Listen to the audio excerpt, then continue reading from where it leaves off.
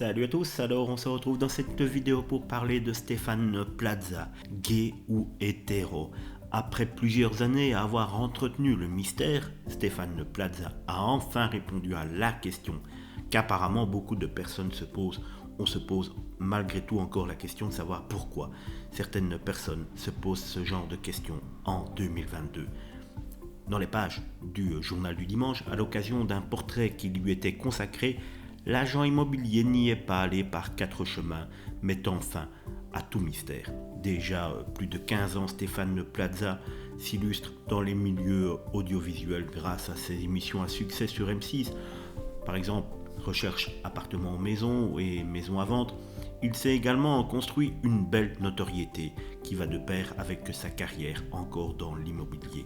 Mais s'il est toujours prêt à faire rire avec ses blagues et sa nature très libérée qu'on peut retrouver par exemple dans Les grosses têtes à la radio sur RTL, l'agent immobilier et animateur de 51 ans n'est pas en revanche très volubile lorsqu'il s'agit d'évoquer sa vie privée.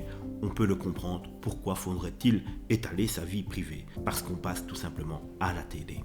D'ailleurs, ses fans n'ont jamais vraiment su s'il aimait les femmes, les hommes ou les deux. Le journal du dimanche a donc tenté sa chance pour en savoir plus à l'occasion d'un portrait qui lui était consacré dans le numéro paru ce 29 mai 2022. D'ordinaire plutôt du genre à entretenir le flou, comme lorsqu'il confia avoir trouvé la personne idéale en 2019 dans Touche pas mon poste et être prêt pour le mariage. Stéphane Plaza a cette fois-ci joué franc jeu. Je trouve ça dingue que les gens se posent ce genre de questions sur moi, s'est-il d'abord étonné. Et bien, pour lui, de faire la grande révélation tant attendue. Bon, je le dis pour la première et la dernière fois, je suis hétérosexuel, voilà, fin du mystère. Stéphane Plaza n'en dira toutefois pas plus autour de sa situation sentimentale. Difficile donc de savoir s'il compte prochainement s'installer dans le premier appartement qu'il a acheté de sa vie, situé dans le Marais, à Paris, seul ou avec sa compagne. En 2021, le meilleur ami de Karine Le Marchand laissait toutefois entendre qu'il avait retrouvé son célibat et puis plus rien. Et pour cause, n'importe laquelle de ses confidences lui a toujours causé du tort.